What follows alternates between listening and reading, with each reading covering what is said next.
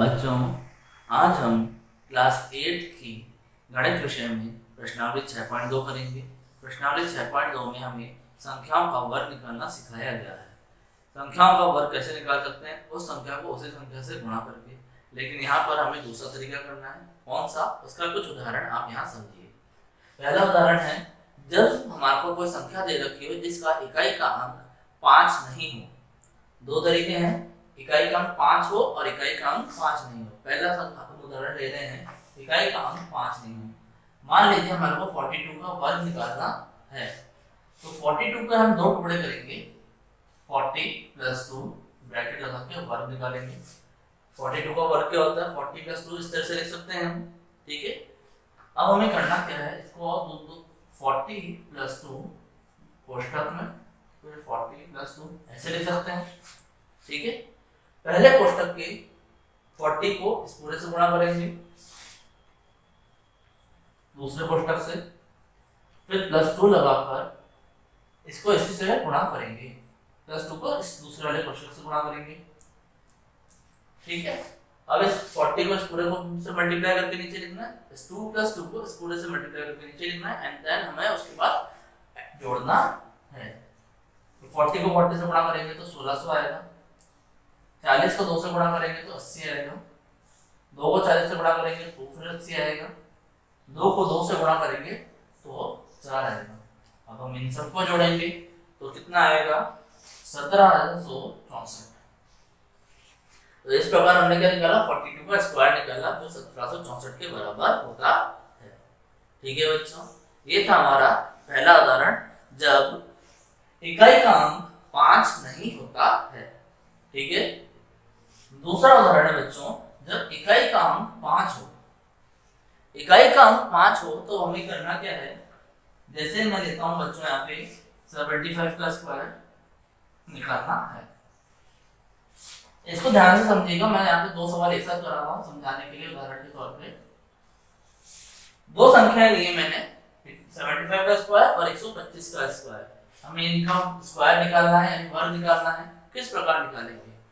तो जब भी हमें कोई ऐसी संख्या दी गई हो जिसका इकाई का अंक 5 हो, तो उसका सबसे पहले चीज क्या होती है कि उसका जब भी हम वर्ग करेंगे तो इकाई और दहाई पर हमेशा 25 आता है। क्या बोला मैंने? वापस सुनिए, किसी भी संख्या का जब हम वर्ग करते हैं जिसका इकाई का अंक 5 हो, तो वर्ग जो होगा उसमें इकाई दहाई पे 25 आएगा। तो हम यहाँ प्लस में 25 लिख देंगे। ठीक है बच्चों, ये समझ में आया?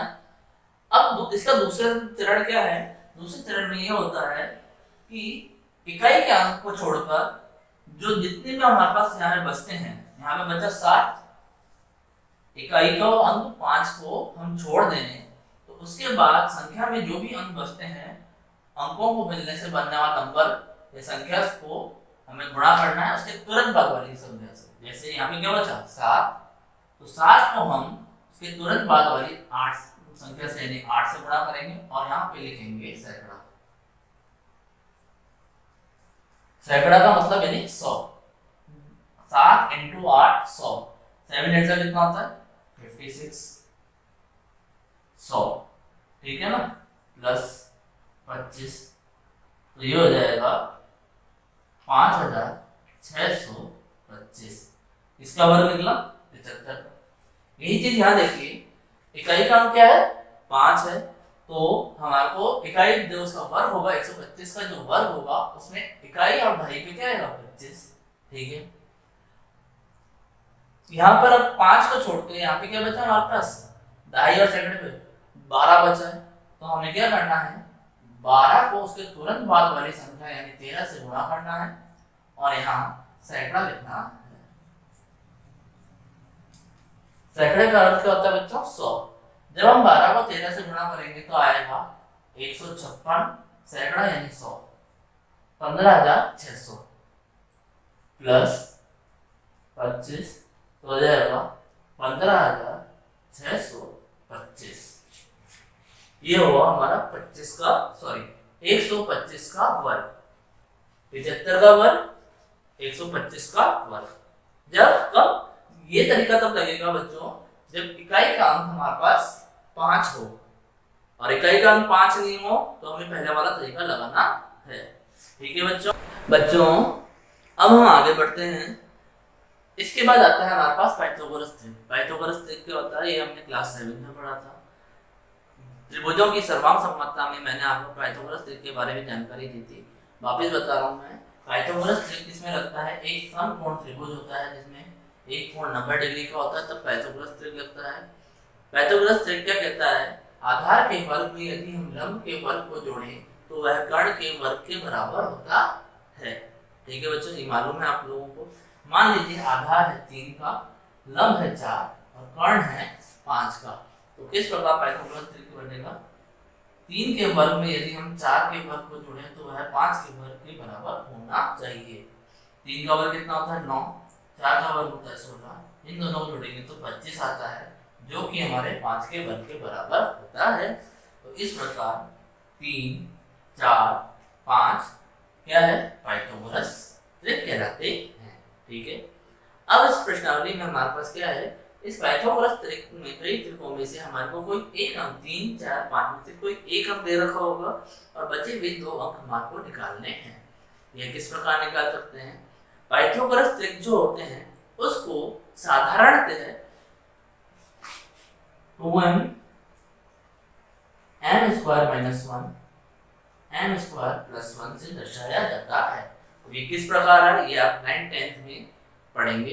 ये अभी ये बस याद रख लीजिए कि 3, 4, 5 को 2m m square minus 1 m square plus 1 से दर्शाया जाता है। अब इसका मतलब ये नहीं है कि 3 2m के बराबर होगा, इसका मतलब ये है 3 2m m square minus 1 m square plus 1 किसी एक को दर्शाएगा, 4 बचे हुए 2 में से किसी एक को दर्शाएगा और 5 बची हुई एक तीसरे को दर्शाएगा। ठीक है बच्चों, इस प्रकार जैसे जैसे हम सवाल करेंगे वैसे वैसे आएगा। ठीक है, अब हम आगे बढ़ते हैं। इसका एक उदाहरण बताता हूँ बच्चों मैं। मान लीजिए हमारे पास एक पाइथागोरस थ्योरम निकालना है जिसका एक अंक हमारे पास क्या है बच्चों 12, क्या है हमारे पास 12 और बचे हुए हमारे को 2 अंक निकालने हैं। पाइथागोरस थ्योरम में क्या होते हैं, तो मैंने क्या बताया, हमारे क्या किस किस को दर्शाता है, 2m m square minus 1 m square plus 1। कैसे करेंगे बच्चों, देखिए सबसे पहले हम 12 को m स्क्वायर माइनस 1 के बराबर करते हैं। यदि हम क्या करें, m स्क्वायर 12 को किसके बराबर माना, m स्क्वायर माइनस 1 के। फिर बीजगणित का नियम लगाएंगे, यहाँ m स्क्वायर किसके बराबर हो जाएगा 12 प्लस 1 यानी 13 के। ठीक है ना, या m किसके बराबर हो जाएगा वर्गमूल, वर्गमूल का चिन्ह होता है, ध्यान है आप लोगों को 13 का। अब देखिए यहाँ पे ये क्या पूर्ण संख्या नहीं आती अपने पास, एक पूर्णांक नहीं आ रहा, इसलिए 12 m स्क्वायर माइनस 1 के बराबर नहीं हो सकता। दूसरा लेते हैं m स्क्वायर प्लस 1 को हम 12 के बराबर करते हैं, तो यहाँ क्या ले सकते हैं, m स्क्वायर बराबर 12 माइनस 1 बराबर 11 या m बराबर वर्गमूल 11। अब देखिए यहाँ पे भी हमारे पास क्या आया, पूर्णांक नहीं आया, यानी 12 किसके, ना ही m स्क्वायर माइनस 1 के बराबर है दर्शाता है, ना ही 12 m स्क्वायर प्लस 1 को दर्शाता है। तो किसके दर्शाएगा, 2m बराबर 12। तो m क्या आ जाएगा अपने पास 12/2 बराबर 6। ये पूर्णांक आया। यहाँ पे क्यों नहीं लिया हमने, क्योंकि यहाँ पे वर्गमूल 13 का वर्गमूल एक पूर्णांक संख्या नहीं होती, 11 का वर्गमूल एक पूर्णांक संख्या नहीं होती, इसलिए ये दोनों के बराबर नहीं होगा। 2m बराबर 12 करा तो m बराबर हमारे पास कितना आया 6 आया। तो इसलिए यहाँ पर 12 किसको दर्शा रहा है, 2m को दर्शा रहा है। अब बची हुई 2 संख्याएं कैसे निकालेंगे, इस m का मान इनमें रखना है। बची हुई 2 संख्या, बचे हुए 2 अंक कैसे निकालेंगे, बचे हुए 2 अंक के लिए क्या है m स्क्वायर माइनस 1। m का मान कितना है बच्चों, यहाँ से 6 का वर्ग कितना होता है, 6 का वर्ग माइनस 1 कितना हुआ, 6 का वर्ग कितना होता है 35, सॉरी 6 का वर्ग होता है 36 माइनस 1 बराबर 35। ठीक है, दूसरा अंक हो जाएगा हमारे पास m स्क्वायर प्लस 1। तीसरा अंक क्या, ये दूसरा अंक एक अंक क्या हो गया 6, सॉरी एक अंक हो गया हमारा 12, दूसरा अंक हो गया हमारे पास 35, तीसरा अंक निकालना है m में, तो वो क्या हो जाएगा, वही 6 का वर्ग प्लस 1 बराबर 36 प्लस 1 बराबर 37। तो हमारे पास पाइथागोरस के त्रिक के दूसरे क्या होगा 35 और 37 का 3 त्रिक क्या बने, ये त्रिक बने। अब उसको हम कैसे साबित कर सकते हैं कि तीनों त्रिक हैं या नहीं, ये तो समझ गए होंगे आप। अब हमारे को क्या करना है, ये 3 अंक है 12, 35 और 37, ये पाइथागोरस त्रिक को दर्शाते हैं, ठीक है बच्चों। अब इसको साबित कैसे कर सकते हैं, इसका क्या होता है कि 12 का वर्ग में यदि 35 के वर्ग को जोड़ा जाए तो वह 37 के वर्ग के बराबर होना चाहिए, यही है नियम। 12 का वर्ग कितना होता है बच्चों, 144। मालूम है आपको, मैंने 20 तक वर्ग याद कराए थे। 35 का वर्ग अपन ने अभी मैंने निकालना सिखाया था। 35 का वर्ग कैसे निकालेंगे, प्लस में तो 25 जोड़ेंगे, है ना, 3 इंटू 4 सैकड़ा, यानी 3 चौक 12, 1200 प्लस 25 बराबर कितना होगा, 1225। जोड़िए 1225, अब इन दोनों में जोड़ेंगे वो 37 के वर्ग के बराबर होना चाहिए। जोड़ा 4 5 9, 4 2 6, 1 12 और 1 1369, जो कि 37 का वर्ग होता है। आप रफ कॉपी में करके देखिएगा, 37 का वर्ग 1369 ही आएगा, ठीक है बच्चों, समझ में आया होगा आप लोगों के। बच्चों अब हम आगे बढ़ते हैं प्रश्नावली 6.2 में। प्रश्नावली 6.2 का पहला सवाल दे रखा है, निम्नलिखित संख्याओं का वर्ग ज्ञात करिए। हमारे पास संख्याएं दे रखी हैं, उनका वर्ग ज्ञात करना है। कैसे, देखिए ये 32 का वर्ग कैसे ज्ञात करेंगे, 32 के 2 टुकड़े करेंगे, 30 प्लस 2 और वर्ग निकालेंगे। इसको हम कैसे लिख सकते हैं, 30 प्लस 2 इंटू 30 प्लस 2 ऐसे लिख सकते हैं। तो पहले अंक को पहले कोष्ठक से गुणा करेंगे, प्लस 2 को फिर पूरे कोष्ठक से गुणा करेंगे। जैसे देखिए 30 इंटू 30 प्लस 2 प्लस 2 30 प्लस 2, ठीक है। 30 को इससे गुणा करा, लिख दिया, प्लस 2 को इससे गुणा करा, ये लिख दिया, ठीक है। गुणा करते हैं, 30 को जब 30 से गुणा करेंगे तो आएगा हमारे पास 900, 30 को प्लस 2 से गुणा करेंगे तो आएगा 60, 2 को प्लस 30 से गुणा करेंगे तो भी हमारे पास 60 आएगा, 2 को 2 से गुणा करेंगे तो 4 आएगा। अब हम इन सबको जोड़ते हैं तो आएगा 1024। ये 1024 क्या हो गया बच्चों, 32 का वर्ग। दूसरी संख्या है हमारे पास 35। दूसरी संख्या क्या है बच्चों हमारे पास 35। 35 का वर्ग कैसे निकालना है बच्चों, 35 का वर्ग निकालने के लिए हमारे को क्या देखना है, इकाई का अंक क्या है 5, तो हम क्या करेंगे, दहाई और इकाई और दहाई पे क्या आएगा बच्चों 25 जुड़ेगा, वो मैंने बताया था। अब उसके बाद क्या करते हैं कि जो 35 है इसके बाद बचे हुए अंक क्या है 3, दहाई पे क्या बचा है 3 बचा है, तो 3 को उसके तुरंत बाद वाली संख्या से गुणा करेंगे और उसके आगे लिखेंगे सैकड़ा। क्या लिखेंगे, सैकड़ा।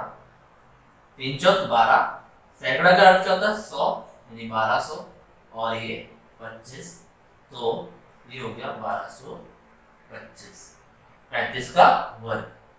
वीडियो को पॉज करिए और 32 के वर्ग और 35 के वर्ग का ये आप अपने कॉपी में कर लीजिए।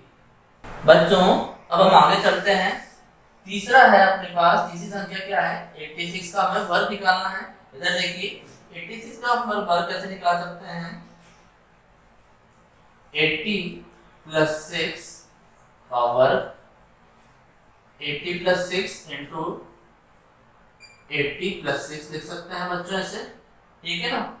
80 को 80 प्लस 6 से गुणा करा, ठीक है, फिर प्लस 6 लगाया, फिर इस प्लस 6 को बचे हुए कोष्ठक बाद वाले कोष्ठक से गुणा करा, ठीक है। इन दोनों गुणा करा तो हमारे पास आएगा 6400, ठीक है बच्चों।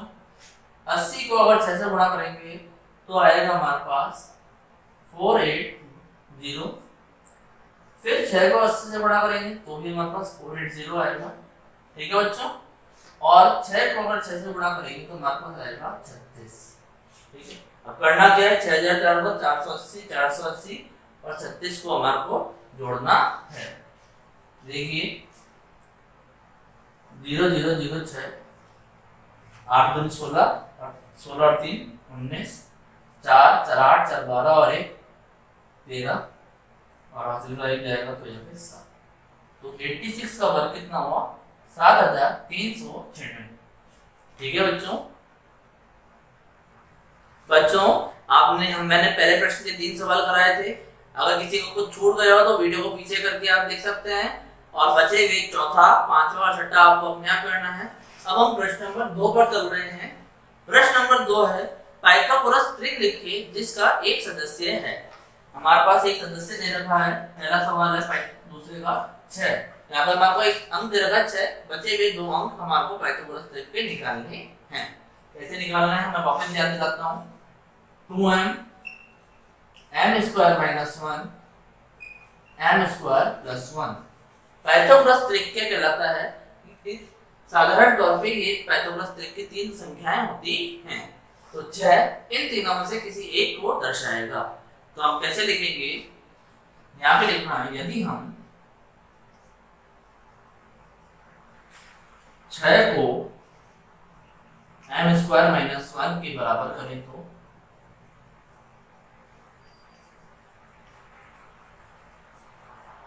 करें, ठीक है ना। कैसे, m स्क्वायर माइनस 1 बराबर 6 या m स्क्वायर बराबर 6 प्लस 1 बराबर 7 होता है, या m बराबर वर्गमूल 7। अब बच्चों यहाँ पे ध्यान दीजिए, वर्गमूल 7 एक पूर्ण संख्या या पूर्णांक नहीं है, इसलिए क्या होगा कि m स्क्वायर माइनस 1 के बराबर नहीं होगा। तो ये लिखना है हमारे को, वर्गमूल 7 एक पूर्णांक नहीं है,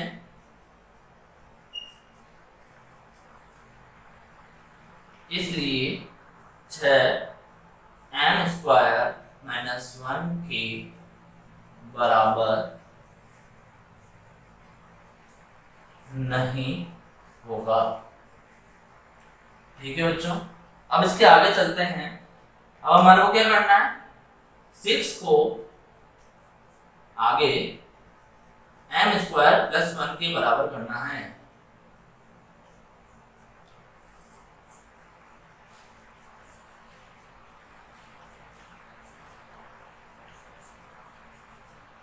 ठीक है बच्चों, तो m को 6 m स्क्वायर प्लस 1 बराबर 6 होता है, m स्क्वायर बराबर 6 माइनस 1 बराबर 5, या m बराबर वर्गमूल 5। देखिए बच्चों, यहाँ पर भी वही आया, m का मान क्या है, वर्गमूल 5 आया। वर्गमूल 5 एक पूर्णांक नहीं है, पूर्ण संख्या या पूर्णांक नहीं है, इसलिए 6 भी m स्क्वायर प्लस 1 के बराबर नहीं होगा। यहाँ पर हमारे को ये लिखना है, इसके नीचे क्या लिखना है,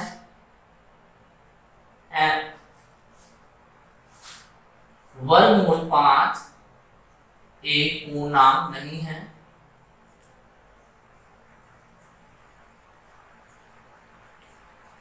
ठीक है, इसलिए 6 m स्क्वायर प्लस 1 के बराबर नहीं होगा।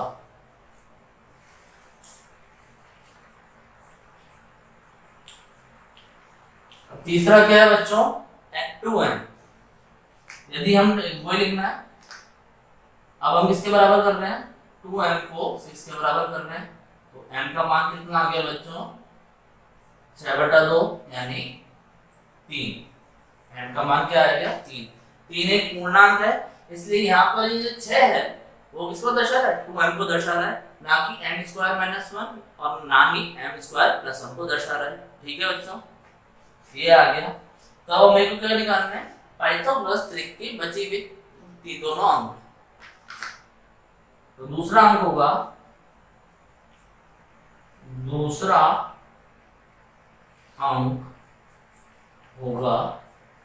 क्या होगा, m स्क्वायर माइनस 1। m क्या है बच्चों, यहाँ पे 3 आया, 3 का वर्ग माइनस 1 बराबर 9 माइनस 1 बराबर 8। और तीसरा अंक होगा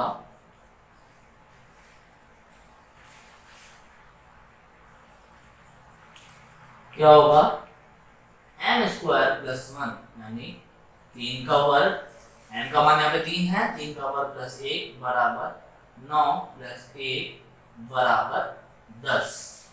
ठीक है, तो इस प्रकार हमारे पास पाइथागोरस त्रिज्य बन गए।